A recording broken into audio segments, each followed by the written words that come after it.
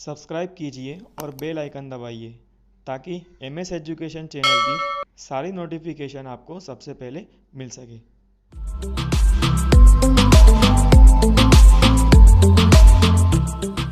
Hello everyone, कैसे आप सभी लोग। मेरा नाम है साधन सारी and I hardly welcome all of you in this beautiful channel of MS education.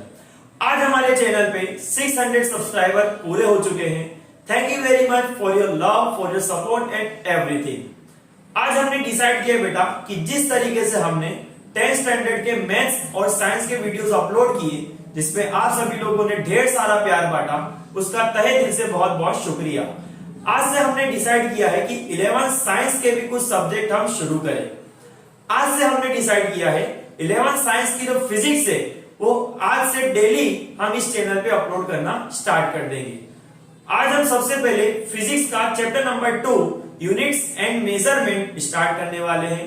Chapter number 1 में बेसिक जनरली जो फिजिक्स का इंट्रोडक्शन है, जो एग्जाम के रिलेटेड कहीं पर भी आपको यूजफुल नहीं होगा, तो फिलहाल में उसको आज नहीं ले रहे हैं। सबसे पहले जो आपके टॉपिक्स, जो आपके चैप्टर्स एग्जाम के रिलेटेड है, जो आपके एग्जाम में आएंगे, जो नीट में आपको हेल्पफुल होंगे, वो चैप्टर हम लोग शुरू करेंगे। आज हम लोग स्टार्ट करने वाले बेटा chapter number 2 units and measurement. इस चैप्टर में आप लोग यूनिट्स के बारे में पढ़ने वाले हो, मेजरमेंट्स के बारे में स्टडी करने वाले हो, और भी कई सारी मेथड से मेथोडोलॉजी है जो आपको इस चैप्टर में देखने को और पढ़ने को मिलेगी। चैप्टर बहुत मजेदार है, बहुत इंपॉर्टेंट है, और आपके नीट की एग्जामिनेशन में भी इस चैप्टर के रिलेटेड क्वेश्चंस आ सकते हैं। ठीक है, तो पूरा लेक्चर देखिएगा, और हम यहाँ पर आपको सिर्फ थियरी नहीं, थियरी के साथ साथ न्यूमेरिकल्स प्लस नीट बेस्ड कुछ क्वेश्चन जो है वो भी सॉल्व करवाने वाले हैं। ठीक है, तो चलिए शुरू करते हैं आज का lecture units and measurement, lecture number 1। तो चलिए बच्चा लोग, एक नई उम्मीद के साथ और एक नए जोश के साथ आज हम शुरू करते हैं फिजिक्स का chapter number 2 units and measurement. ठीक है, इस चैप्टर में आप लोग यूनिट्स और मेजरमेंट्स के बारे में स्टडी करने वाले हो। But before starting the lecture, सबसे पहले हम लोग पढ़ते हैं कि यूनिट्स का जरूरत क्यों आया, क्यों हमें जरूरत पड़ी यूनिट्स बताने की, कि हर एक चीजों को बताना पड़ रहा है कि ऐसा ऐसा ऐसा ऐसा ऐसा क्यों यूज होता है इसका। ठीक है, अब चलो मान लो कि मैं घर पे बैठा हूं, मेरे मम्मी ने मुझे बोले कि साथ बेटा जाओ मार्केट से 5 किलो टमाटर लेकर आ जाओ। मैं बोला ठीक है। अब मेरी एक आदत है कि मुझे चीजें याद नहीं रहती। ठीक है, मेरा चश्मा कहाँ है मुझे याद नहीं रहता, गाड़ी की चाबी नहीं याद रहती। ठीक है, मोबाइल कहीं भी रख के भूल जाता हूँ। हाँ, पढ़ाई के रिलेटेड कुछ चीज नहीं भूलता, बाकी जनरल चीजें मैं भूल जाता हूँ। तो मम्मी ने मुझे बोले कि जा बेटा 5 किलो टमाटर लेकर आ जा। मैं बोला ठीक है, घर पे बैठे हैं, कुछ काम नहीं कर रहे, लेकर आ जाते हैं। अब मैंने गाड़ी की चाबी उठाया, वो भी नहीं मिल रही थी, मम्मी ने ला के दी। गाड़ी चालू की, मार्केट गए। ठीक है, यहाँ गोमतीपुर सब्जी मंडी में चले गए, सबसे करीब यही है। अब वहां पे एक सब्जी वाली आंटी बैठी थी। अब मुझे दिखे कि हाँ टमाटर तो बड़े अच्छे हैं, बड़े प्यारे हैं। तो बोला ठीक है, ले लेते हैं यहाँ से। भाव भी बहुत, महंगाई भी बहुत ज्यादा हो गई है, बहुत महंगे महंगे मिल रहे हैं। तो मैं गया, मैं बोला आंटी मुझे टमाटर चाहिए। तो आंटी ने बोला ठीक है बेटा, कितने टमाटर चाहिए। अब यहाँ पे मैं अपनी याददाश्त भूल चुका था, मुझे बिल्कुल भी याद नहीं कि मम्मी ने कितना बोले थे। मुझे बस इतना याद था कि मम्मी ने मुझे कुछ 5 तो बोले थे, लेकिन 5 किलो 5 कुछ मुझे कुछ याद नहीं कि कितना क्या बोला गया था। तो भैया मैंने आंटी को, सब्जी वाली आंटी को बोला कि आंटी आंटी मुझे टमाटर दे दो। अब आंटी ने बोली कितना चाहिए बेटा। अब मुझे तो याद ही नहीं कि कितना बोले, तो मैं बोला 5। अब आंटी कंफ्यूज। ठीक है, उनका दिमाग का भाजी पाव हो गया कि 5 किलो चाहिए, 5 ग्राम चाहिए, या 5 टमाटर चाहिए, खाली 5 चाहिए, कितने चाहिए। अब वो तो मैं तो भूल गया, उसको भी क्या पता। अब वो भी थोड़ी मेरे मन में झांके कि कितना बोले थे इसको, मुझे याद नहीं बिल्कुल भी। अब मैं वापिस से घर गया, मैंने मम्मी को बोला कि मम्मी आपने कितना टमाटर बोले थे। तो मम्मी ने बोली बेटा 5 किलो बोली थी मैंने। फिर मुझे याद है कि हाँ 5 किलो बोले थे। मैंने मोबाइल में लिख लिया ताकि मैं ना भूलूं। मैं वापिस से गया मार्केट में, वापिस से आंटी को बोला। आंटी ने बोला कि आंटी आंटी मुझे टमाटर दे दो। आंटी ने बोली कितना। तो मैंने इस बार एकदम करेक्ट बोला कि आंटी मुझे 5 किलो टमाटर दे दो। तो आंटी बोली ठीक है बेटा। तो उन्होंने वो वेइंग मशीन लिया, तराजू लिया, 5 किलो टमाटर रखे, मेजर करके मुझे दे दिए। ठीक है। अब मैं घर आ गया, मम्मी भी खुश, सब कुछ खुश। लेकिन क्या तुमने एक चीज नोटिस करी, जब मैं फर्स्ट टाइम गया तो जब मैंने आंटी को बोला कि मुझे टमाटर दे दो, मैंने उन्हें बोला 5, तो उन्हें बिल्कुल पता ही नहीं था कि 5 क्या, ठीक है, 5 किलो चाहिए, 5 ग्राम चाहिए, या 5 पीसेस ऑफ टमाटर्स चाहिए, या फिर उनको 5 हाथी चाहिए, 5 घोड़े चाहिए, क्या चाहिए उनको कोई आइडिया नहीं। लेकिन जब सेकंड टाइम में गया, मैंने बोला 5 केजी, 5 किलो टमाटर दे दीजिए, तो उनको तक से आइडिया आ गया कि हाँ 5 किलो बोले मतलब कि इतने इतने टमाटर होते हैं। क्लियर इतनी बात। तो यहां पर ये जो मैंने केजी, किलोग्राम जो हमने इस्तेमाल किया बेटा, ये यूनिट्स है बेटा। क्या है बेटा? यूनिट्स। बेसिकली हर एक चीज को बताने के लिए एक यूनिट होती है। हम किसी लिक्विड को मेजर करते हैं लीटर में या मीटर क्यूब में, वॉल्यूम को मेजर किया जाता है। मास को, चीजों को केजी, किलोग्राम में मेजर करते हैं। बहुत छोटी से छोटी चीजें होती है तो ग्राम में कैलकुलेट करी जाती है। टेम्परेचर को मेजर करना हो तो डिग्री सेल्सियस, केल्विन में मेजर किया जाता है। टाइम को मेजर करना हो तो सेकंड्स में मेजर किया जाता है, मिनट्स में मेजर किया जाता है, आवर्स में मेजर किया जाता है। तो ये सारी की सारी चीजें हम लोग मेजर जब करते हैं ना, तो एक यूनिट्स लगाते हैं। यूनिट्स बेसिकली है क्या? Units and measurement. यूनिट्स का मतलब क्या होता है बेटा? यूनिट्स का मतलब होता है स्टैंडर्ड रेफरेंस। क्या होता है बेटा? Standard reference. एक स्टैंडर्ड रेफरेंस है जो वर्ल्ड लेवल पर, इंटरनेशनल लेवल पर एक्सेप्ट किया गया है कि इसका मतलब इतना। मैं अगर आपको बोलूंगा कि 5 केजी, तो आपके माइंड में टक से आइडिया आएगा कि हाँ 5 किलो मतलब कितना होता है। मैं आपको बोला 1 लीटर ऑफ मिल्क या 1 लीटर ऑफ वाटर, तो आपके आइडिया आ जाएगा कि 1 लीटर कितना होता है। दैट मीन्स कि हमारे दिमाग में हम आसपास जितना भी ऑब्जर्व करते हैं, हमने ये सब चीजें रेफरेंस के तरीके ले रखी है कि 1 किलो का मतलब इतना, 500 ग्राम का मतलब इतना, 250 ग्राम्स का मतलब इतना, 1 टन का मतलब कितना, 1 लीटर कितना होता है, 5 केजी कितना होता है। तो हमने एक रेफरेंस ले रखा है। हमको एक रेफरेंस मालूम है कि कौन सी चीजें कितनी होती है, एक रेफरेंस हमने लेके रखी है। ठीक है, तो यूनिट्स क्या होती है बेटा? यूनिट्स बेसिकली होती है स्टैंडर्ड रेफरेंस, जिसके जरिए अपन को आइडिया मिल जाता है कि कौन सी चीज कितने अमाउंट में, कितनी क्वांटिटी में वो चीजें हमारे वहां पे प्रेजेंट है। क्लियर इतनी बात? ओके। तो अगर हम लोग क्वांटिटीज की बात करें तो हमारे पास 2 टाइप की क्वांटिटीज होती है। एक होती है फिजिकल क्वांटिटी और एक होती है नॉन फिजिकल क्वांटिटी या ए फिजिकल क्वांटिटी होती है। फिजिकल क्वांटिटीज का मतलब क्या होता है? फिजिकल क्वांटिटीज का मतलब यह होता है कि ऐसी क्वांटिटीज जिसे हम मेजर कर सकते हैं, जिसे हम माप सकते हैं, जैसे कि मास हो गया, टाइम हो गया, है ना, टेम्परेचर हो गया, वॉल्यूम हो गया। ये सब कैसी क्वांटिटीज है बेटा? ऐसी क्वांटिटीज जिसको हम लोग मेजर कर सकते हैं, माप सकते हैं, इसे हम लोग बोलते हैं फिजिकल क्वांटिटीज। क्लियर इतनी बात? और दूसरी होती है non physical quantities. Non physical quantities का मतलब होता है ऐसी क्वांटिटीज जिसे हम मेजर कर सकते नहीं है। जैसे एग्जांपल के तौर पर आज 7 भैया 5 किलो हैप्पी है ना, क्या कभी सुना है ऐसा कि आज मैं 5 किलो गुस्सा हूं, या 10 किलो मेरे पास खुशी आ गई, यार बहुत खुश हूं मैं, आज मैं 10 किलो जितना खुशी हूं। ठीक है, तो ये जो इमोशंस है या तो ये फीलिंग्स है ना, इसे हम मेजर नहीं कर सकते, इसके लिए कोई यूनिट नहीं है, इसके लिए हम मेजर नहीं कर सकते। तो ऐसी क्वांटिटी जिसे हम मेजर कर सकते नहीं है, मतलब कि जिनको मेजर ही नहीं किया जा सकता, ऐसी क्वांटिटीज को बोलते हैं अपन लोग नॉन फिजिकल क्वांटिटीज। और फिजिकल क्वांटिटीज का मतलब ऐसी क्वांटिटीज जिसको हम मेजर कर सकते हैं। क्लियर इतनी बात? तो यूनिट्स का मतलब क्या होता है बेटा? यूनिट्स क्या है बेटा? एक स्टैंडर्ड रेफरेंस है कि जिसके जरिए अपन लोगों को एक रेफरेंस, एक ब्लूप्रिंट मिल जाती है कि इसका मतलब इतना, 1 केजी मतलब इतना, 2 केजी मतलब इतना। क्लियर इतनी बात? तो ये यूनिट्स का मतलब होता है स्टैंडर्ड रेफरेंस। बेसिकली ये जो है ना, ये अपन को बताती कि कोई भी चीज जो है कितने अमाउंट में प्रेजेंट है। ठीक है, मिल्क में बोल रहा हूं 1 लीटर, तो लीटर वो क्या इंडिकेट कर रहे हैं कि कितने अमाउंट में वो चीजें हमारे पास प्रेजेंट है। तो हमने जैसे बात करी, we have 2 types of quantities, 2 types of quantities. हमारे पास 2 टाइप की क्वांटिटीज होती है।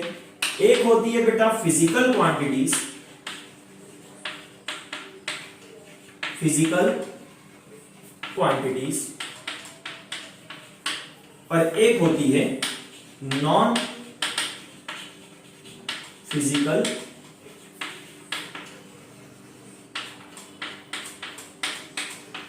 क्वांटिटीज। एक होती है फिजिकल क्वांटिटीज और एक होती है non physical quantities. Physical quantities का मतलब क्या होता है? फिजिकल क्वांटिटीज का मतलब ये होता है कि ऐसी quantities that can be measured, ऐसी क्वांटिटीज जिसको अपन लोग मेजर कर सकते हैं यानी कि माप सकते हैं, ऐसी क्वांटिटीज को बोला जाता है फिजिकल क्वांटिटीज। और नॉन फिजिकल क्वांटिटीज का मतलब ये होता है ऐसी quantities that can not be measured, ऐसी क्वांटिटी जिसे हम मेजर कर सकते या माप सकते नहीं है, ऐसी क्वांटिटीज को बोलते हैं अपन लोग नॉन फिजिकल क्वांटिटीज। अच्छा, फिजिकल क्वांटिटीज में कौन कौन सी यूनिट्स आती है, कौन कौन सी क्वांटिटीज आती है? सिर्फ बहुत सारी है। एग्जाम्पल के तौर पर ले लेते हैं मास, लेंथ, टाइम, टेम्परेचर एक्सेट्रा, है ना। ऐसी क्वांटिटी जिसको हम मेजर कर सकते हैं, हम मास को मेजर कर सकते हैं, लेंथ मेजर कर सकते हैं, टाइम मेजर कर सकते हैं, टेम्परेचर मेजर कर सकते हैं। तो ये सारी क्वांटिटीज जो है ना हम इसको मेजर कर सकते हैं। तो ऐसी क्वांटिटीज को अपन लोग क्या बोलते हैं बच्चा लोग? Physical quantities. सॉरी। सेकंड हमारे पास है non physical quantities. Non physical quantities का मतलब ऐसी क्वांटिटीज जिसको अपन लोग मेजर नहीं कर सकते। जैसा मैंने बोला कि आज मैं 10 किलो खुश हूं, है ना, तो मैं कोई सेंस नहीं है इस बात का कि मैं 10 किलो खुश हूं, कोई सेंस है इस बात का नहीं है बेटा। कोई मेजर नहीं कर सकता कि आज मैं कितना दुखी हूं, आज मैं कितना अच्छा हूं, कितना अच्छा फील कर रहा हूं, या कितना बिहेवियर मेरा कैसा है, या मैं मेरा इमोशंस क्या है, ये कोई भी मेजर नहीं कर सकता। तो ऐसी क्वांटिटी जिसको हम मेजर नहीं कर सकते उसे बोलते हैं नॉन फिजिकल क्वांटिटी। एग्जाम्पल के तौर पर जितने भी इमोशंस हो गए, फीलिंग्स हो गई, ये सब क्या है बेटा? इसको अपन लोग मेजर कर सकते नहीं है। ऐसी क्वांटिटीज को अपन लोग बोलते हैं नॉन फिजिकल क्वांटिटीज। बढ़िया एकदम। ओके, तो हमने पढ़ा कि यूनिट्स क्या होती है। यूनिट्स जो है ना एक स्टैंडर्ड रेफरेंस है, एक आइडिया मिल जाता है अपन को कि ये देख के कि हाँ इसका मतलब इतना, केजी मतलब इतना, लीटर मतलब इतना, वॉल्यूम मतलब इतना, 1 सेकंड मतलब कितना, 1 आवर्स मतलब कितना, तो एक रेफरेंस मिल जाता है।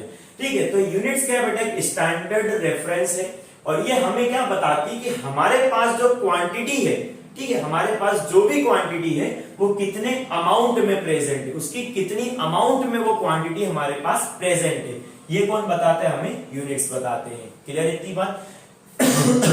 अब क्वांटिटीज की बात करें तो दो टाइप की क्वांटिटीज होती है, एक होती है फिजिकल क्वांटिटीज और एक होती है non physical quantities.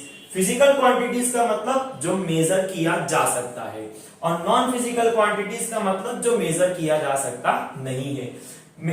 Physical quantities के अंदर मास, लेंथ, टाइम, टेम्परेचर एक्सेट्रा ये सारी चीजें आती हैं और नॉन फिजिकल क्वांटिटीज का के अंदर इमोशंस, फीलिंग्स, एब्स्ट्रैक्ट वगैरह ये सारी चीजें इसके अंदर काउंट होती है। क्लियर इतनी बात? अब जब भी आप लोग कोई फिजिकल क्वांटिटी लिखो तो कैसे लिखने का, है ना, एक प्रॉपर वे होना चाहिए, एक प्रॉपर मेथोडोलॉजी होनी चाहिए कि आप लोग जब किसी भी एक फिजिकल क्वांटिटी को लिख रहे हो तो किस तरीके से उसको आप लोगों को लिखने का। ठीक है, चलिए देखते हैं कि फिजिकल क्वांटिटीज को हम कैसे लिखेंगे।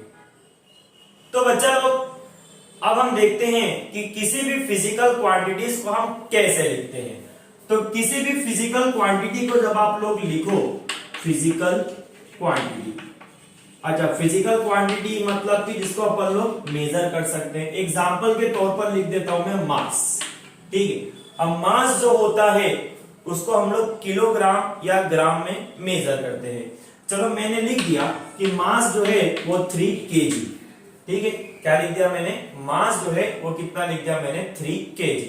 अब देखो ये मास जो नजर आ रहा है आप लोगों को, ये एक फिजिकल क्वांटिटी हो गई। ठीक है, ये क्या हो गया हमारे पास? एक फिजिकल क्वांटिटी। और किसी भी फिजिकल क्वांटिटीज को लिखने का तरीका क्या है बेटा? कुछ इस तरीके के अपन लोग फिजिकल क्वांटिटी को लिखते हैं। कैसे लिखते हैं? जरा ध्यान से गौर फरमाना इधर। ठीक है, फिजिकल क्वांटिटी को यानी कि मास को अगर हमने लिखा तो हमने दो चीजों का इस्तेमाल किया। एक ये न्यूमेरिकल वैल्यू, क्या लिखा बेटा अपन लोगों ने, एक न्यूमेरिकल वैल्यू, कोई भी एक वैल्यू लिख दी, लिखना जरूरी है न्यूमेरिकल वैल्यू। और सेकंड हमने क्या लिखा बेटा यहाँ पे, उसकी यूनिट्स, क्या लिख दिया हमने, उसकी यूनिट लिख दी कि कौन से यूनिट में आती है, किस में मेजर करी जाती है। ठीक है, तो ये एक फिजिकल क्वांटिटी हो गई मास, जिसको हम मेजर कर सकते हैं। इसको हमने कैसे लिखा, हमने क्या करा कि पहले जो है हमने उसकी क्या लिख दी बेटा, न्यूमेरिकल वैल्यू, और सेकंड हमने क्या करा बेटा, उसकी यूनिट लिख दी। पहले न्यूमेरिकल वैल्यू लिखा और उसके बाद हमने उसकी यूनिट लिख दी। तो न्यूमेरिकल वैल्यू पहले लिखा और बाद में यूनिट लिखा, तो मुझे पता चल गया कि 3 kg इसका मतलब क्या होता है। लेकिन अगर मान लो कि मैं कुछ ऐसे लिखूं कि मास इज इक्वल्स टू 2, इसका मतलब क्या बताओ जरा। तो अगर मैं ऐसा लिखता हूं कि मास इज इक्वल्स टू 2, तो इसका कोई सेंस नहीं है। ठीक है, अनुभव सिंह बस्सी भी आएगा, बोलेगा कोई सेंस है इस बात का, है ना। तो मास कितना बोल दिया मैंने, 2, तो कोई मतलब नहीं है इस बात का कि 2 का मतलब क्या, 2 ग्राम भी हो सकता है, 2 kg भी हो सकता है, 2 मिलीग्राम भी हो सकता है, कुछ भी हो सकता है, मुझे नहीं पता। 2 लिख दिया तो कोई मतलब का नहीं होगा। अगर मैं ऐसा लिखूं कि mass is equals to kg, ठीक है, ओनली मैंने kg लिख दिया, तो क्या इसका भी कोई मतलब बनता है, नहीं बेटा। क्यों, क्योंकि यहाँ पे हमने खाली यूनिट लिखा, कितना है न्यूमेरिकल वैल्यू हमने नहीं लिखी। यहाँ पे हमने न्यूमेरिकल वैल्यू लिखी लेकिन यूनिट नहीं लिखा, तो भी नहीं पता चला क्या है क्या नहीं। यहाँ पर हमने यूनिट लिखा लेकिन न्यूमेरिकल वैल्यू नहीं लिखी, तो भी कोई मतलब नहीं पता चला कि क्या है ये, कितना प्रेजेंट है, कितना रेफरेंस है, नहीं पता चला, नो आइडिया। ठीक है, तो कोई भी आप लोग जब एक फिजिकल क्वांटिटीज को आप लोग लिखते हो तो दोनों ही चीजें लिखना जरूरी है, लाजमी है, चाहिए ही चाहिए, रिक्वायरमेंट दोनों की जो भी, एक न्यूमेरिकल वैल्यू भी लिखना पड़ेगा और उसके बाजू में आप लोगों को उसकी यूनिट भी लिखनी पड़ेगी, तभी वो फिजिकल क्वांटिटी एकदम परफेक्टली एक रेफरेंस के तरीके अपने को दिखाई ये नजर आएगी। ठीक है, तो अगर लेकिन मैं ऐसा लिख देता हूं कि mass is equal to 2 kg, तो देखो हमने पहले उसका मैग्नीट्यूड यानी कि न्यूमेरिकल वैल्यू लिखी और उसके बाद हमने क्या करा बेटा, उसका यूनिट लिख दिया। तो मैग्नीट्यूड भी लिख दिया और न्यूमेरिकल वैल्यू भी लिख दी यानी कि यूनिट भी लिख दी, दोनों ही चीजें यहाँ पर आ गई। तो हम लोग कितना बोला बेटा, 2 kg, तो आपको आइडिया आ गया कि हाँ 2 kg मतलब 2 किलो की बात हो रही है, तो कितना होगा हमें आइडिया मिल जाएगा। आप लोग खाली न्यूमेरिकल वैल्यू लिखो, दैट मेक्स नो सेंस। आप लोग खाली यूनिट लिखो, it also doesn't make any sense. If you want to make a perfect physical quantity, अगर आपको बताना हो कि फिजिकल क्वांटिटी क्या है, कितनी है, तो आपको उसका मैग्नीट्यूड यानी कि न्यूमेरिकल वैल्यू भी लिखनी पड़ेगी और साथ ही साथ में उसकी जो यूनिट है वो भी आपको बताना पड़ेगा, तभी आप लोग फिजिकल क्वांटिटी पे परफेक्टली मेजर करके बता सकते हो कि वो कितनी प्रेजेंट है, कितने अमाउंट में प्रेजेंट है, 1 किलो, 2 किलो, 4 किलो। ये तो हमने खाली मास की बात करी, ऐसे कई सारी फिजिकल क्वांटिटीज को अपन लोग लिख सकते हैं, दर्शा सकते हैं। क्लियर इतनी बात, पता चला इतना। तो ये हमारा एक छोटा सी टॉपिक था, फिजिकल क्वांटिटीज और non physical quantities. Non physical का तो कुछ मतलब ही नहीं है क्योंकि हम उसको मेजर कर सकते नहीं है। फिजिकल क्वांटिटीज जिसको हम लोग मेजर कर सकते हैं, जिसको हम बता सकते हैं कि वो कितने अमाउंट में, कितनी क्वांटिटी में प्रेजेंट है, ऐसी क्वांटिटीज को बोलते हैं अपन लोग फिजिकल क्वांटिटीज। और फिजिकल क्वांटिटीज को लिखो तो पहले न्यूमेरिकल वैल्यू लिखने का, उसके बाद उसकी यूनिट लिखने की। Only numerical value doesn't make any sense, only quantities it also doesn't make any sense. अगर आपको प्रॉपर बताना है फिजिकल क्वांटिटी तो न्यूमेरिकल वैल्यू भी लिखनी पड़ेगी, साथ साथ में उसका यूनिट भी लिखना पड़ेगा। क्लियर इतनी बात, पता चला इतना? ओके, चलिए आगे बढ़ते हैं। अब हम लोग कुछ यूनिट्स के बारे में पढ़ने वाले हैं। बेसिकली हमारे पास 3 प्रकार की, 3 टाइप की यूनिट्स होती है। क्लियर इतनी बात? कौन कौन सी यूनिट्स होती, आइए देखते हैं। तो चलिए बच्चे लोग, आज हम आगे बढ़ते हैं और देखते हैं कौन कौन से टाइप की यूनिट्स होती है। अभी तक हमने देखा यूनिट्स क्या होते हैं, किस तरीके से हम फिजिकल क्वांटिटीज को लिखते हैं। फिजिकल क्वांटिटीज को लिखना हो तो पहले उसका मैग्नीट्यूड यानी कि न्यूमेरिकल वैल्यू लिखो और उसके बाद क्या लिखोगे आप लोग बेटा, उसका यूनिट्स लिखोगे। क्लियर इतनी बात? आज हम लोग आगे बढ़ते हैं और देखते हैं कि कितने टाइप की यूनिट्स फिजिक्स में देखने को मिलती हैं। बेसिकली टाइप्स ऑफ यूनिट्स, ये बाहर बड़ा परेशान कर रहा है, टाइप्स ऑफ यूनिट्स। बेसिकली हमारे वहां पे यानी कि फिजिक्स में 3 टाइप की यूनिट्स होती है। सबसे पहली होती है फंडामेंटल यूनिट्स, नंबर 2 होती है डेराइव्ड यूनिट्स, नंबर 3 होती है सप्लीमेंट्री यूनिट्स, और एक होती है एसआई यूनिट्स, जो इंटरनेशनल लेवल पर एक्सेप्टेड यूनिट ऑफ सिस्टम है, एसआई सिस्टम वो होती है। उसके लिए एक सेपरेट वीडियो रहेगा, ठीक है। सबसे पहले आप लोग आज पढ़ने वाले फंडामेंटल यूनिट्स, उसके बाद हम पढ़ेंगे डेराइव्ड यूनिट्स, उसके बाद पढ़ेंगे सप्लीमेंट्री यूनिट्स, फिर हम देखेंगे एसआई सिस्टम यानी कि international system of units, standard system of units, SI units. System में इंटरनेशनल है, फ्रेंच में बोला जाता है एसआई का फुल फॉर्म, ठीक है। लेकिन अभी फिलहाल उसका डिस्कशन नहीं करेंगे। फिलहाल हम लोग डिस्कस करने वाले बेटा कितने टाइप्स की यूनिट्स होती है। बेसिकली हम लोग आज पढ़ने वाले हैं सबसे पहला फंडामेंटल यूनिट्स के बारे में। फंडामेंटल यूनिट्स का मतलब क्या होता है? Fundamental, what is the meaning of fundamental? Fundamental का मतलब होता है कि जो मेन प्रिंसिपल्स है, जो मेन यूनिट्स है ना, जो सबसे ओरिजिनल वाली, जैसे Amazon prime originals, Netflix original web series देखते हो आप लोग, बहुत देखते होगे, हाँ मालूम है। अभी नवी कौन सी आई है भाई? इमरान हाशमी की डब्ल्यू का आ रही है कुछ ऐसा करके, ठीक है। स्क्विड गेम्स चल रही है और भी कई सारी फलाना ढिंगाना देखते हुए, उसे मैं तो देखता नहीं हूँ, कोई काम की आती नहीं, सब वेस्ट ऑफ टाइम लगता है तो, ठीक है। तो आप लोग देखे होंगे फंडामेंटल का मतलब होता है बेटा ओरिजिनल यूनिट्स, जो मेन यूनिट्स है, प्रिंसिपल्स जो है ना। फंडामेंटल का मतलब क्या होता है बेटा कि जो ओरिजिनल यूनिट्स है, जो ओरिजिनल यूनिट्स जो फिजिक्स के अंदर है, उसे बोला जाता है फंडामेंटल यूनिट। कितनी यूनिट्स ओरिजिनल यूनिट्स है यानी कि फंडामेंटल है? तो बेसिकली टोटल 7 यूनिट्स जो है ना वो फंडामेंटल यूनिट्स है। कितने बेटा? 7 यूनिट्स। आप लोगों को बताऊंगा अभी कौन कौन से यूनिट्स है फंडामेंटल यूनिट्स, ठीक है। तो बेसिकली हमारे यहाँ पे 3 टाइप के यूनिट्स होती हैं। सबसे पहले नंबर 1 हमारे पास है फंडामेंटल। फंडामेंटल का मतलब होता है कि जो ओरिजिनल यूनिट्स है ना, जो मेन यूनिट्स है, प्रिंसिपल जो बेस है, ठीक है, उसे बोला जाता है फंडामेंटल यूनिट। कितनी है बेटा? टोटल 7 यूनिट्स है। अच्छा, इसको फंडामेंटल यूनिट्स भी बोलते हैं और बेस यूनिट्स भी बोलते हैं, ठीक है। ये भी नाम से लिख सकते हो आप लोग, बेस यूनिट्स भी बोल सकते हो और फंडामेंटल यूनिट्स भी बोल सकते हो। कितनी है बेटा? टोटल 7 यूनिट जो है वो फंडामेंटल है। उसी के आसपास पूरा जो यूनिट्स का जो सिस्टम है ना वो घूमता है, उसी के ऊपर से बाकी सारी यूनिट्स अपन लोग डिराइव करते हैं, ठीक है। अगला सेकंड नंबर हमारे पास है बेटा डेराइव्ड यूनिट्स, ठीक है। कौन सा है बेटा? Derived units.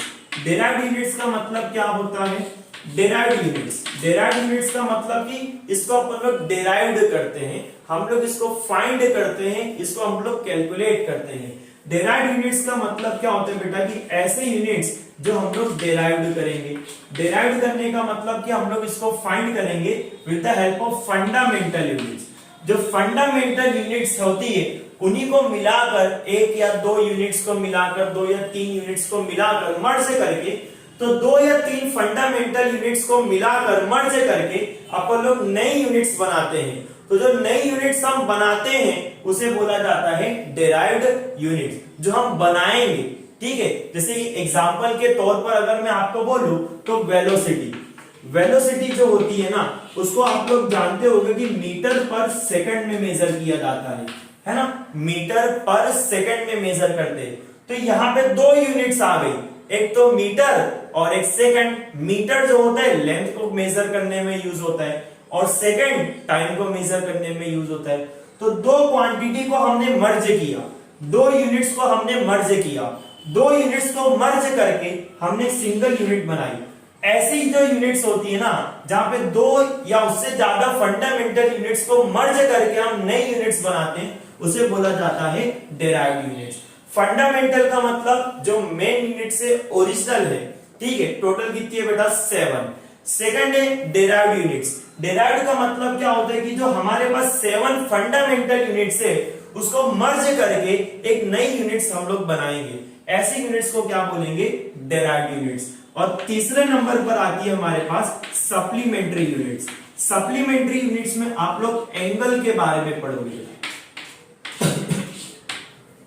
किसके बारे में? एंगल। एंगल के अंदर भी आप लोगों को दो आएगा, एक आएगा प्लेन एंगल और एक आएगा सॉलिड एंगल। ठीक है, तो सप्लीमेंट्री में आप लोग दो चीजें स्टडी करोगे।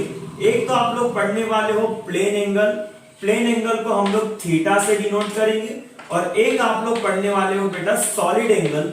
सॉलिड एंगल को आपने लोग जो है ओमेगा से डिनोट करते हैं, ओम का जैसा सिंबल है इसका। ठीक है, तो आप लोग एक प्लेन एंगल थीटा के बारे में स्टडी करोगे और एक सॉलिड एंगल ओमेगा के बारे में भी आप लोग स्टडी करने वाले हो। तो ये तीन टाइप की यूनिट्स आपको चैप्टर में पढ़नी है, और चौथी जैसा मैंने बोला एसआई यूनिट्स पढ़नी है आप लोगों को। ठीक है, तो कितने टाइप की यूनिट्स होती है? बेसिकली तीन टाइप की। एक होती है फंडामेंटल यूनिट या डेराइव्ड यूनिट, दूसरी होती है डेराइव्ड यूनिट्स, और तीसरी होती है सप्लीमेंट्री यूनिट। फंडामेंटल का मतलब जो ओरिजिनल जो बेस यूनिट्स है उसे बोला जाता है फंडामेंटल यूनिट। टोटल 7 यूनिट्स ऐसी है जो फंडामेंटल यूनिट्स कहलाती है। सेकंड नंबर पर आती है बेटा डेराइव्ड यूनिट्स। डेराइव्ड यूनिट्स का मतलब कि जो फंडामेंटल यूनिट्स है उनको मर्ज करेंगे, मिलाकर कोई एक सिंगल यूनिट हम लोग बनाएंगे। उसी टाइप के यूनिट्स को अपन लोग क्या बोलते हैं? Derived units. और जैसे एग्जांपल के तौर पर वेलोसिटी मीटर पर सेकंड, तो एक मीटर और एक सेकंड, तो दो यूनिट से फंडामेंटल, इसको मर्ज किया और एक सिंगल यूनिट बनाई वेलोसिटी की, इसको अपन लोग क्या बोलते हैं बेटा? Derived units. उसके बाद तीसरे नंबर की सप्लीमेंट्री यूनिट्स। ये आप लोग बेसिकली एंगल के साथ जो डील करते हो ना, वो आप लोग सप्लीमेंट्री यूनिट्स के बेस पर डील करते हो। प्लेन एंगल के लिए थीटा इस्तेमाल होता है, और सॉलिड एंगल के लिए अपन लोग ओमेगा सिंबल इस्तेमाल करते हैं। ये दोनों और जो एसआई सिस्टम है वो साथ में पढ़ाया जाएगा आपको। क्लियर इतनी बात पता चला इतना? हाँ, अब मतलब ये लेक्चर में आज हम खत्म करेंगे फंडामेंटल यूनिट्स। कल का जो लेक्चर होगा उसके अंदर हम लोग डेराइव्ड यूनिट्स, कुछ 14 से 15 डेराइव्ड यूनिट्स के बारे में आप लोगों को बताऊंगा मैं, वो चीज पढ़नी है आपको। और लास्ट में सप्लीमेंट्री और एसआई यूनिट का एक लेक्चर होगा। दैट मींस कि अब 2 दिन में आपके पास 3 वीडियोस आने वाले। ठीक है, तो अब वीडियो की फ्रीक्वेंसी थोड़ी ज्यादा रहेगी, क्योंकि पढ़ने का काम भी ज्यादा है अपने पास। फिजिक्स पढ़ रहे ना, हलवा तो है नहीं कि खा लोगे। ठीक है, लेकिन बड़ा आसान सब्जेक्ट है, बड़ा मजेदार है। कॉन्सेप्ट क्लियर हो जाएंगे, बड़ा मजा आने वाला है आप लोगों को। ठीक है, तो अगर इतना लिखना है तो लिख लो। आगे बढ़ते हैं अपन लोग। नेक्स्ट क्या पढ़ेंगे बेटा? Fundamental units. तो चलिए बच्चे लोग देखते हैं फंडामेंटल यूनिट्स के बारे में।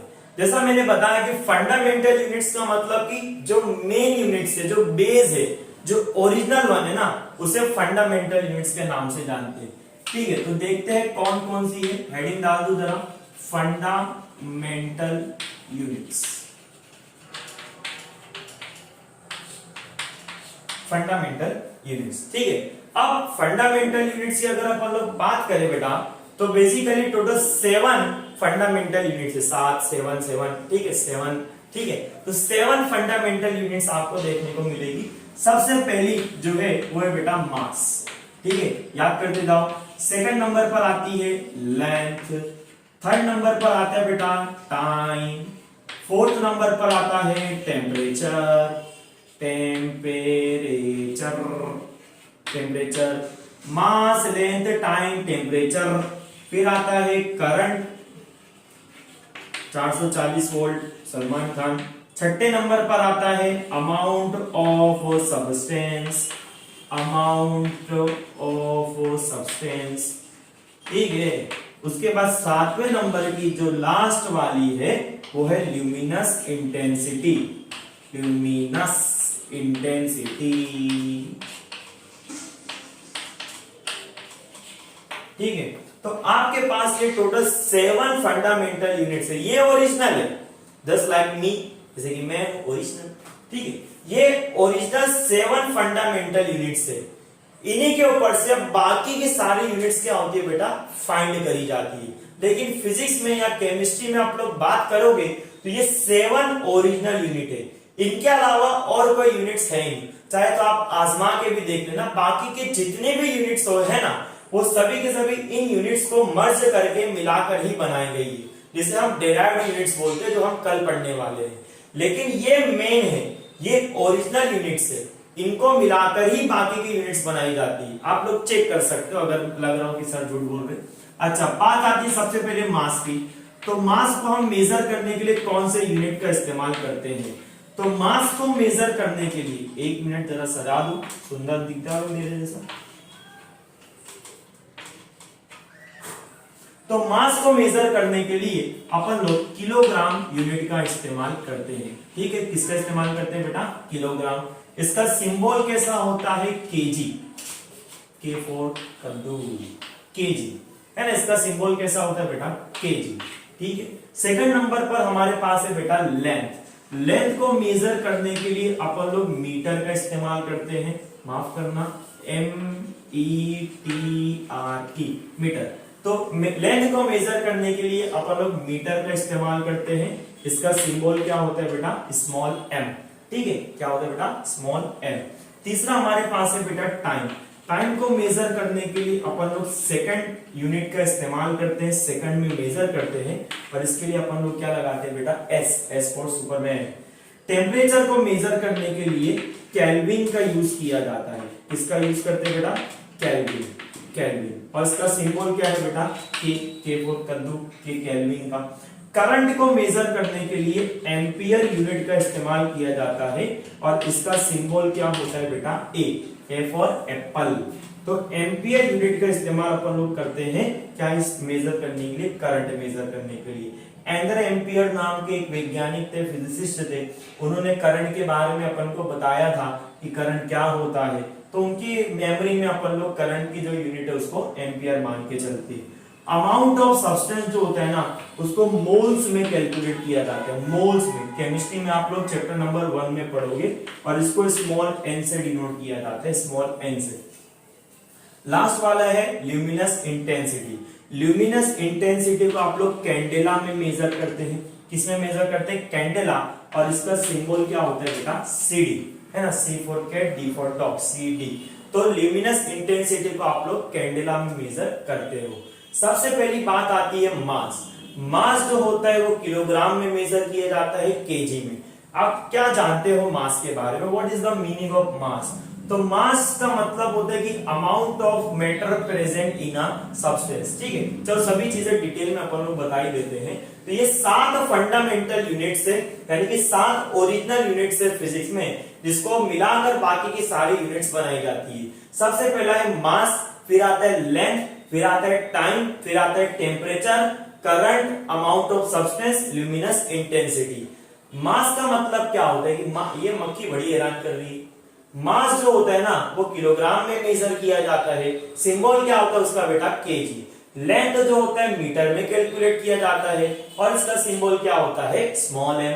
टाइम जो होता है वो सेकंड में मेजर करते हैं, सिंबल क्या होता है उसका? S। टेम्परेचर को केल्विन में K से डिनोट करते हैं, करंट को एम्पियर में A से डिनोट करते हैं, अमाउंट ऑफ सब्सटेंस को मोल्स में N से डिनोट किया जाता है, और ल्यूमिनस इंटेंसिटी को कैंडेला यानी कि CD से डिनोट किया जाता है। अब आपको इंडिविजुअली समझाता हूं कि हर एक यूनिट्स का मतलब क्या होता है। मास क्या है, टाइम क्या है, लेंथ क्या है, टेम्परेचर क्या है, करंट, अमाउंट ऑफ सब्सटेंस और ल्यूमिनस इंटेंसिटी। ठीक है, पहले इतना उतार लो जल्दी से।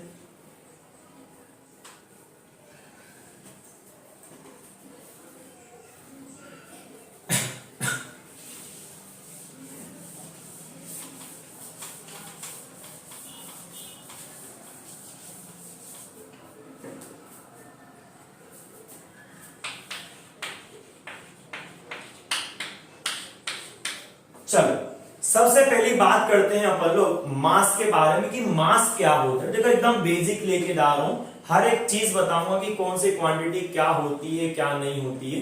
तो पूरा लेक्चर ध्यान से पढ़ना बेटा, कोई चीज नहीं खाऊंगा मैं, ऊपर ऊपर से नहीं पढ़ाता।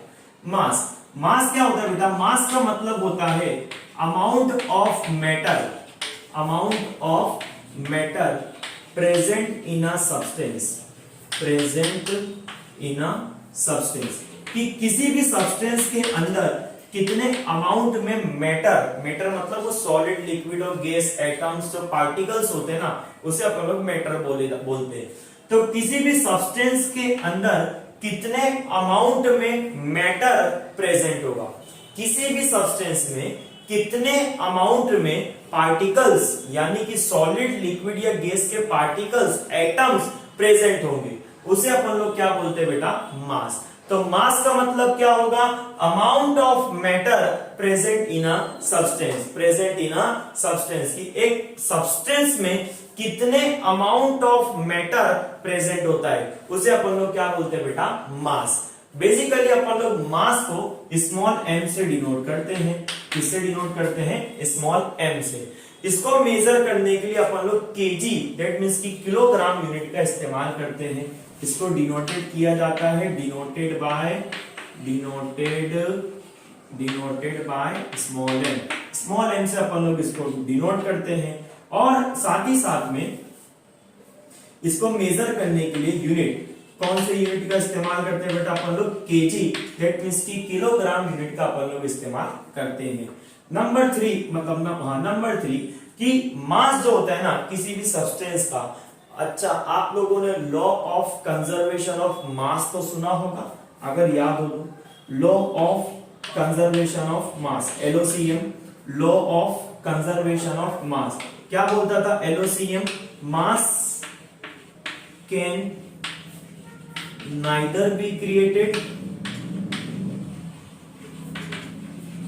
nor be destroyed, mass can neither be created nor be destroyed, यानी कि मास को ना तो हम क्रिएट कर सकते हैं ना तो हम डिस्ट्रॉय कर सकते हैं। तो किसी भी सब्सटेंस का मास होता ही होता है, ईच एंड एवरीथिंग, हर एक चीज का कुछ ना कुछ मास होता ही होता है। अगर कोई बोल दे कि मैं तो मास ही नहीं है उसका, है ना, या तो बोल दे कि मैंने उसको खत्म कर दिया, मास ही खत्म कर दिया, नॉट पॉसिबल, हो ही नहीं सकता। यूनिवर्स में हर एक चीज जो होती है ना वो LOCM, law of conservation of mass को फॉलो करती है। बहुत सारे लॉ ऑफ कंजर्वेशन होते हैं, law of conservation of mass, law of conservation of energy, और भी कई सारे आएंगे अभी आप लोगों को पढ़ने के लिए।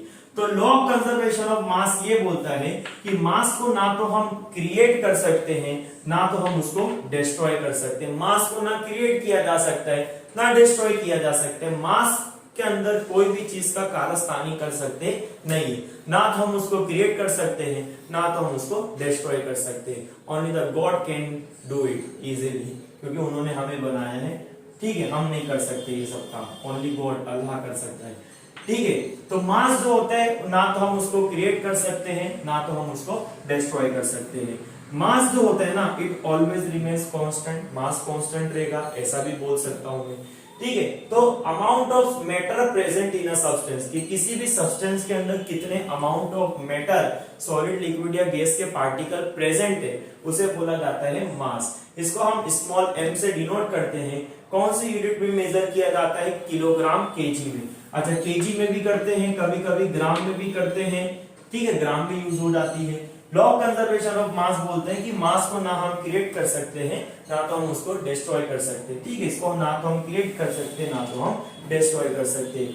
आप लोगों ने मास से मिलती जुलती हुई एक क्वांटिटी के बारे में सुना होगा, वेट, सुना है, वेट, वजन, सॉरी, वेट सुना ही होगा आप लोगों ने कभी ना कभी तो वेट के बारे में। देखो ये दोनों बहुत ही अलग बातें हैं कि मास एक अलग चीज है और वेट एक अलग चीज है। मास का मतलब कि किसी भी सब्सटेंस में कितना मेटल प्रेजेंट है उसे मास बोलते हैं।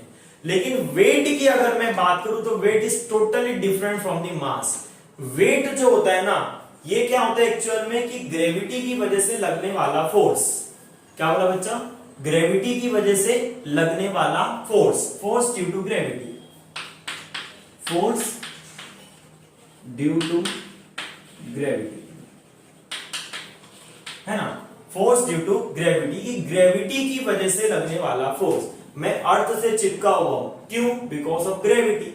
न्यूटन भाई साहब ने बताए थे ग्रेविटी है, तो उसके ऊपर से हम बोलते हैं कि ग्रेविटी की वजह से हम अर्थ के साथ चिपके हुए हैं, अर्थ के साथ जुड़े हुए हैं। तो ग्रेविटी की वजह से ही हमारे ऊपर कुछ ना कुछ फोर्स ऑफ अट्रैक्शन लगता है। यूनिवर्सल लॉ ऑफ ग्रेविटेशन क्या बोलता है बेटा, कि दो ऑब्जेक्ट है, अगर उनके कुछ मास है तो दोनों ऑब्जेक्ट एक दूसरे को क्या करेंगे, अट्रैक्ट करेंगे। ऑलवेज ग्रेविटेशनल फोर्स हमेशा अट्रैक्टिव होता है। वे भूल गए, ग्रेविटेशनल फोर्स हमेशा क्या होगा, अट्रैक्टिव। दो मासेस है m1 और m2, अगर दोनों के पास कुछ ना कुछ, दो ऑब्जेक्ट के पास कुछ ना कुछ अगर मास है तो एक दूसरे को क्या करेंगे, वो अट्रैक्ट करेंगे, हमेशा ऑलवेज अट्रैक्ट करेंगे। Law of gravitation, universal law of gravitation बोलता है ग्रेविटेशनल फोर्स हमेशा अट्रैक्टिव होता है। तो मेरा भी कुछ मास है, मैं किसके साथ जुड़ा हुआ हूं, अर्थ के साथ, तो अर्थ का भी तो कुछ मास हुआ ना। हाँ, उन्होंने एक और चीज बताई थी कि एक ऑब्जेक्ट जिसका मास बहुत ज्यादा है और एक ऑब्जेक्ट जिसका मास बहुत कम है, तो क्या होगा बेटा कि जो हैवी ऑब्जेक्ट होगा ना वो लाइटर ऑब्जेक्ट को अपनी तरफ क्या करेगा, अट्रैक्ट करेगा। देखना हमेशा, मैं से कूदा, कहां गया, नीचे, ऐसा तो हुआ नहीं कि मैं कूदा तो अर्थ नीचे से मेरे पांव पे चिपक गई, है कि नहीं, ऐसा तो होता नहीं। क्या होता है बेसिकली कि जब हम जंप करते हैं तो अर्थ जो है ना वो ज्यादा हैवी है कंपेयर टू अस, तो अर्थ क्या करती है, हैवी ऑब्जेक्ट हो गया और हम लाइटर हुए, तो हैवी ऑब्जेक्ट अर्थ जो है उसका मास ज्यादा है, हम लाइटर है, हमारा मास कम है, तो अर्थ अपन को क्या करती है, अट्रैक्ट कर लेती है। तो ये force due to gravity, gravity की वजह से जो लगने वाला फोर्स है ना उसे अपन लोग क्या बोलते हैं, वेट। अच्छा, वेट को अपन लोग W से भी बताते हैं, डिनोट करते हैं, W।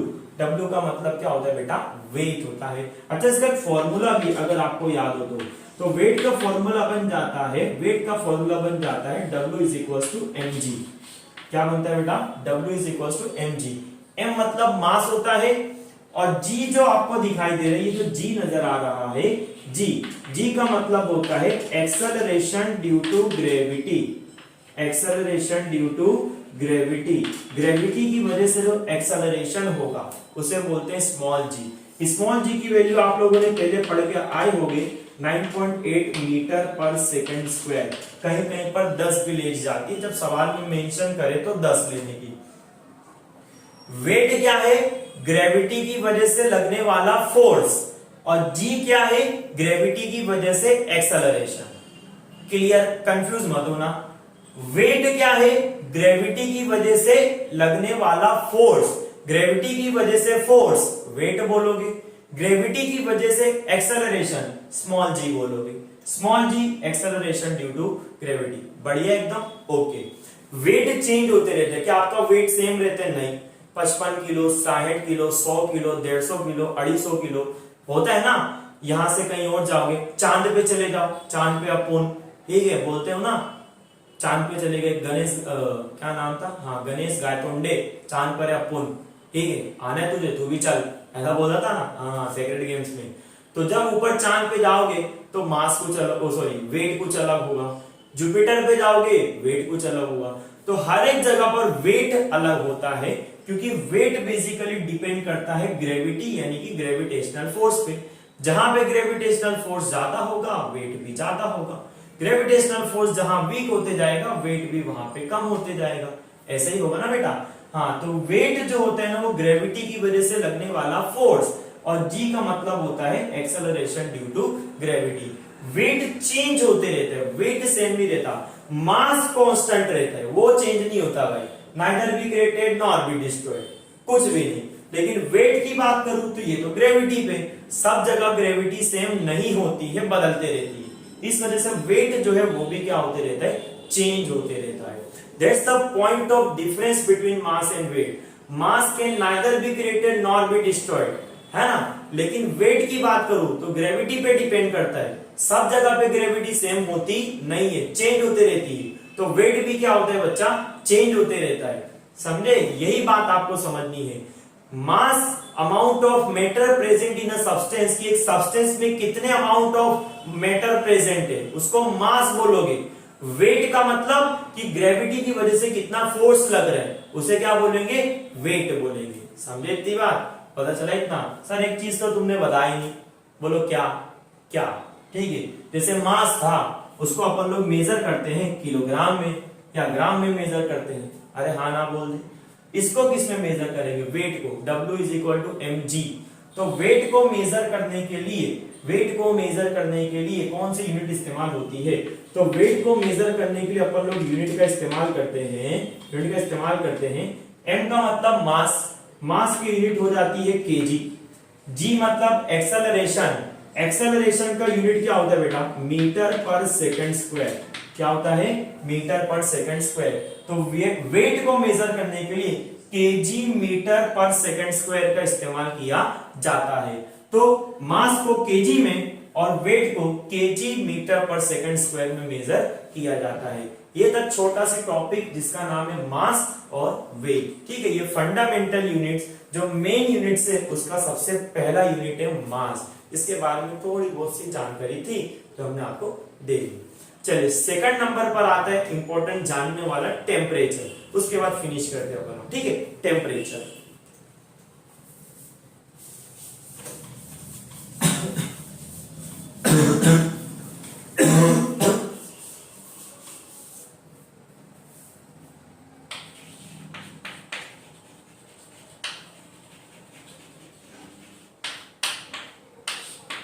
टेम्परेचर क्या होता है बेटा? टेम्परेचर, टेम्परेचर का मतलब होता है कि amount of heat transfer. Simple भाषा में लिख देता हूं, amount of heat transfer, amount of heat transfer, amount of heat transfer. ठीक है, सिंपल भाषा में बोलो तो हॉटनेस और कोल्डनेस, यानी कोई भी चीज कितनी ठंडी है या कोई भी चीज कितनी गर्म है उसे अपन क्या बोलते हैं बेटा? टेम्परेचर। तो टेम्परेचर का मतलब होता है कि कितने अमाउंट में हीट ट्रांसफर हुई, उसे अपन लोग क्या बोलते हैं बेटा? टेम्परेचर। हॉटनेस और कोल्डनेस, कि ऑब्जेक्ट कितना गर्म है या कितना ठंडा है, उसे अपन लोग टेम्परेचर के नाम से जानते हैं। टेम्परेचर को मेजर करने के लिए डिग्री सेल्सियस और केल्विन जैसे यूनिट्स का इस्तेमाल किया जाता है। एक और तीसरी यूनिट भी होती है जिसको फ़ारेनहाइट के नाम से भी जानते हैं। कौन कौन सी यूनिट होती है बेटा? डिग्री सेल्सियस, केल्विन और डिग्री फ़ारेनहाइट। ये तीन यूनिट्स का अपने लोग इस्तेमाल करते हैं। They are interrelated to each other. कुछ कन्वर्जन से जो आपको जानना जरूरी है, ये चीज इंपॉर्टेंट कहीं पर लिख देना, नोट बना के लिखना हो तो नोट बना के लिख देना, कहीं पर भी बहुत इंपॉर्टेंट है। NOTE note. क्या? नंबर 1, अगर आपको डिग्री सेल्सियस से केल्विन में कन्वर्ट करना हो, ठीक है, अगर आपको डिग्री सेल्सियस से केल्विन में कन्वर्ट करना हो तो आप लोग क्या करोगे? तो डिग्री सेल्सियस के अंदर 273 को क्या करने का? ऐड कर देने का। एग्जाम्पल के तौर पर अगर आप लोग देखा जाए, मुझे दिया गया हुआ है 25 डिग्री सेल्सियस। ठीक है, कितना दिया बेटा? 25 डिग्री सेल्सियस, और इसको केल्विन में कितना होगा ये बताना है। तो डिग्री सेल्सियस जितना भी दिया हो उसके अंदर 273 को क्या करेंगे अपन लोग? ऐड कर देंगे। तो 25 प्लस 273 कितना हो जाएगा बेटा? 298 केल्विन। क्लियर इतनी बात? तो डिग्री सेल्सियस से केल्विन में जाना हो तो डिग्री सेल्सियस में 273 को क्या कर देने का? ऐड कर देने का। सेकेंड नंबर, अगर आपको केल्विन से डिग्री सेल्सियस में कन्वर्ट करना हो, ठीक है, केल्विन से डिग्री सेल्सियस में, तो केल्विन में से 273 को क्या कर देने का? माइनस। फिर से बोल रहा हूं, सेल्सियस से केल्विन में, तो सेल्सियस में 273 ऐड करोगे, केल्विन से सेल्सियस में, तो केल्विन वाले के अंदर से 273 माइनस कर दोगे, तो किस में कन्वर्ट हो जाएगा? डिग्री सेल्सियस में। एंड तीसरा नंबर, कि आपको डिग्री सेल्सियस से कन्वर्ट करने के लिए बोला है डिग्री फ़ारेनहाइट में। तो इसका एक फॉर्मूला याद रखना है आपको। फ़ारेनहाइट का फॉर्मूला होता है F is equals to 9/5C plus 32। ठीक है, क्या फॉर्मूला बेटा? F is equals to 9/5C plus 32। ये कब यूज होगा मालूम है? जब आपको डिग्री सेल्सियस से फ़ारेनहाइट में कन्वर्ट करने का बोले, तो जितना भी डिग्री सेल्सियस दिया हुआ है वो यहाँ C की जगह पर वो रख दोगे, उसको 9 से मल्टीप्लाई कर दोगे, आंसर जो आएगा उसको 5 से डिवाइड कर दोगे। वापिस से बोल रहा हूं, जो भी आंसर आएगा डिग्री सेल्सियस जो भी दिया हुआ है उसको 9 से मल्टीप्लाई, जो भी आंसर उसको डिवाइड बाय 5, और उसके बाद जितना आंसर आएगा उसको 32 ऐड कर दोगे। जितना डिग्री सेल्सियस में 9 से मल्टीप्लाई डिवाइड बाय 5, ये सॉल्व कर लो, उसके अंदर 32 ऐड कर दो, किस में कन्वर्ट हो जाएगा? फ़ारेनहाइट में। क्लियर इतनी बात? चलो मान लो कि केल्विन से फ़ारेनहाइट में कन्वर्ट करने के लिए बोला है। किसमें बोला बेटा? केल्विन से फ़ारेनहाइट में। तो पहले केल्विन से डिग्री सेल्सियस में जाओ और डिग्री सेल्सियस से फिर फ़ारेनहाइट में जाओ। केल्विन से डिग्री सेल्सियस में कैसे जाओगे? 273 माइनस कर दोगे केल्विन में से, किस में कन्वर्ट हो जाएगा, डिग्री सेल्सियस। जो आंसर आएगा उसको इस फॉर्मूले में रख दोगे तो किस में कन्वर्ट हो जाएगा, फ़ारेनहाइट। क्लियर इतनी बात। तो ये कुछ इंपॉर्टेंट फॉर्मूले ये याद रखना। डिग्री सेल्सियस से केल्विन में जाना हो तो डिग्री सेल्सियस में 273 ऐड कर दो, केल्विन से सेल्सियस में जाना हो तो केल्विन में से 273 माइनस कर दो, सेल्सियस से फ़ारेनहाइट में जाना हो तो ये formula F is equals to 9/5C + 32 इस्तेमाल करोगे। और अगर केल्विन से फ़ारेनहाइट बोले तो पहले केल्विन से 273 माइनस करके सेल्सियस में ले आओ, सेल्सियस का आंसर फ़ारेनहाइट के फॉर्मूले में रख के फ़ारेनहाइट में ले आओ। समझे इतनी बात? ओके। तो ये थे कुछ इंपॉर्टेंट फॉर्मूले, इससे जो रिक्वायरमेंट थी वो चीजें सिखा दी। बाकी जो करंट है या फिर लेंथ हो गया, टाइम हो गया, अमाउंट ऑफ सब्सटेंस और ल्यूमिनस इंटेंसिटी, ये जो कल का लेक्चर होगा उसके हम लोग डिस्कस करेंगे। आज के लिए इतना काफी है, ठीक है। तो आई होप सो कि आप सभी को मजा आया होगा। यह हमारा फिजिक्स का पहला लेक्चर था। आप कमेंट सेक्शन में जरूर कमेंट करिए कि आपको हमारा लेक्चर कैसा लगा। अगर आप लोग इसी तरीके से प्यार बांटते रहे तो इंशाल्लाह बहुत जल्द 11 का पूरा सिलेबस हम कवर अप करके आपको पूरा दे देंगे, ताकि आप लोग जल्द से जल्द इसका यूज करके आप लोग अच्छे मार्क्स जो है ला सको। और बार बार मैं यही चीज बोल रहा हूँ कि आपको सिर्फ थियरी नहीं, न्यूमेरिकल्स प्लस एमसीक्यूज जो है नीड बेस आपको यहाँ देखने को मिलेंगे, बट वो टॉपिक वाइज। ये टॉपिक के बेस पर कुछ एमसीक्यूज आते नहीं है, तो आज का कोई एमसीक्यू हुआ नहीं, लेकिन इंशाल्लाह नेक्स्ट जो टॉपिक होने वाला है उसके रिलेटेड कुछ एमसीक्यूज होंगे, तो वो हम लोग अगले नेक्स्ट वाले लेक्चर में देखेंगे, ठीक है। तब तक के लिए tata, bye bye, see you, have a good night. शबक है, अच्छे से सोना, चैन से सोना, मम्मी पापा को हैरान नहीं करना, ठीक है। मिलते हैं नेक्स्ट लेक्चर में, तब तक के आप लोग ये सारी चीजें रिवीजन कर लेना। बाय।